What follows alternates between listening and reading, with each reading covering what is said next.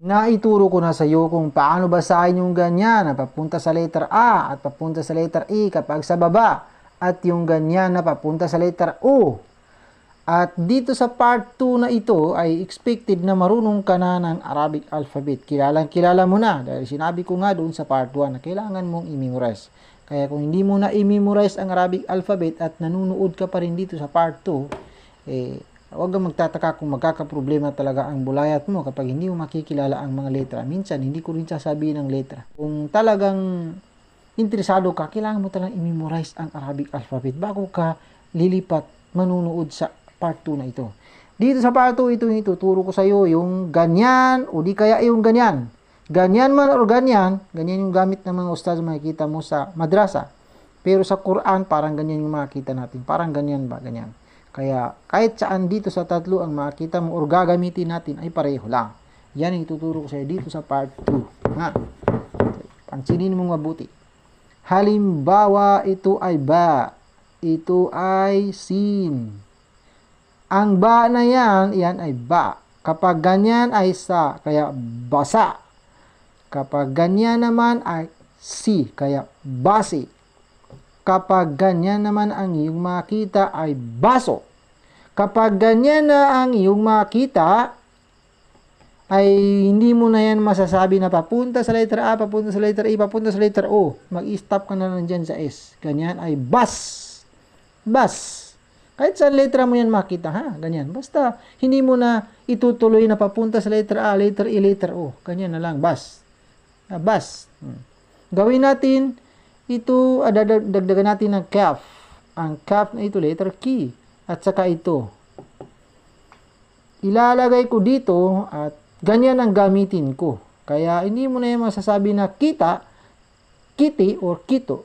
Kit na lang kung sabihin mo. Kaya basket. Basket. Kaya pansinin mo yung ganyan. Sa second, sa center, at sa last lang ito nalalagay. Hindi pwede dito sa unahan.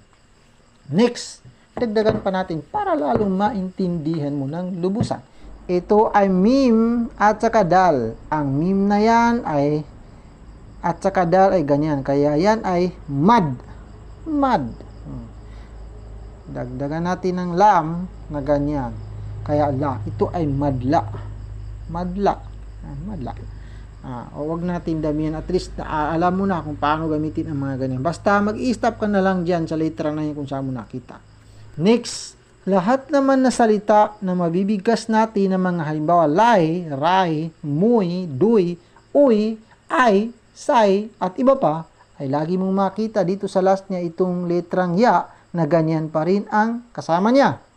Dito lang naiiba sa second to the last. Halimbawa, isulat natin ay ito ay fa, nun, at saka ya. Masyadong malaki na yun ha. Itong fa, ganyan, P. Itong nun, lagyan natin ng ganyan, diretsoyin mo dito sa ya, kaya nay, kaya pinay. Kapag ganyan naman nakita mo ay noy, kaya Pinoy. Yan. Waloy. Wow. Lam at saka ya. Yan. Wa. Luy. Waloy. Waloy. Kapag ganyan ay lay, kaya walay. Yan, walay, ganyan. Ang ibig sabihin ng walay ay ito.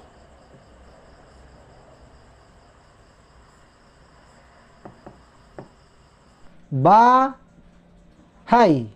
Bahay. Yan. Ano pa? Sulat natin ay palay. Lam. Itong fa ay nakalimutan ko pala. Sa part 1, hindi ko yan nasabi, ang fa na yan ay exactly siya ang letter F. Mapa F man o P ay dito na rin sa fa. Kasi ang sa Arabic ay walang letter P sa Arabic.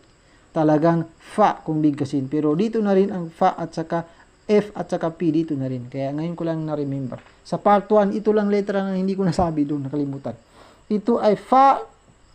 Ganyan, kapa, itong lam, diretso yung dito, magiging lay. Kaya palay. Huwag natin sabihin na falay. Kasi hindi naman salita ng Arabic yan. Gawin na natin ito ay fi.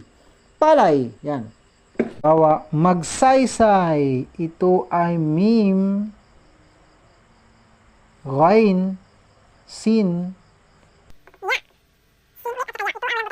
ito ay mag, ito ay say, ito ay say. Kaya magsaysay. Yan. Next, ito naman. Lahat naman ng salita na mabibigas natin mga kaw, aw, maw, raw, saw, at iba pa, ay makita mo naman dito sa last niya ay itong wow, wow. Na ganyan pa rin ang vowel. Dito lang naiiba sa second to the last. Halimbawa, dumalaw. Ito ay dal. Lagyan natin ng ganyan para magiging do. Ito ay mim, lam. Itong mim, ganyan, kaya ma. Itong lam, ganyan, kaya dumalaw, dumalaw, dumalaw. Yan. Ang pa ba? Busaw, busaw. Ba, sin, at saka wow. Yan, wow na wow talaga. Dumalaw ang busaw. Ito, bu. Itong sin, lagyan natin ng ganyan, diretsuin mo dyan, kaya saw. Ito ay busaw, busaw. Ngayon, lahat naman na salita na, ay ganito na lang. Lahat ng mga ganito, kapag ibaba mo yung vowel dito sa second to the last, hindi pa rin mawawala yan, magiging siu. Lahat naman ng salita na magiging biu, siu, kung bigasin natin, miu, siu, kiu, riu, at iba pa, ay ganyan pa rin na makikita mo. Wow pa rin na ganyan ang vowel, pero ang vowel lang sa second to the last ay dito sa baba. Yan ay busiu.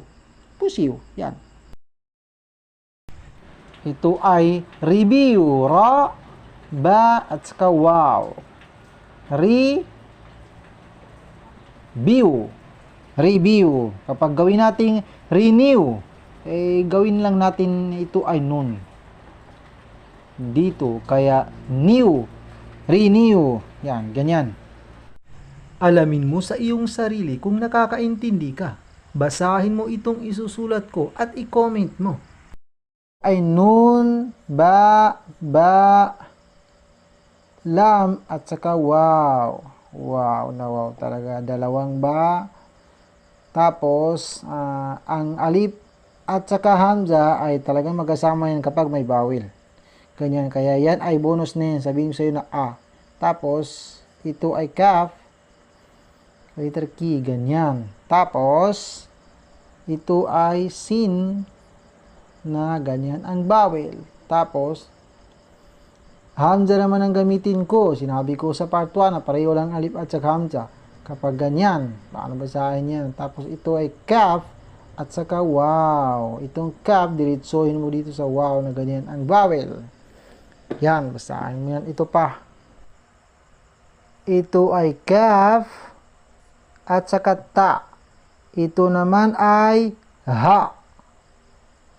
Ito naman ay dal, nun, at saka mim, nun pa rin, ta at saka ya. Yan.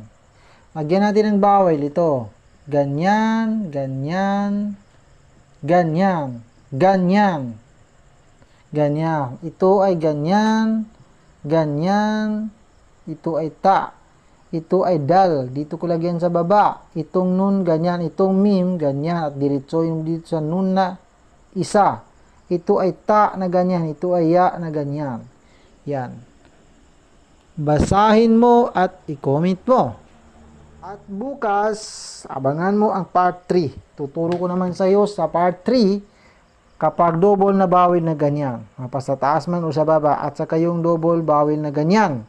At saka yung may ganyan. Yung mga ganyan. At saka yung ganyan. Yan. O di kaya ay yung ganyan. Abangan mo bukas. Inshallah.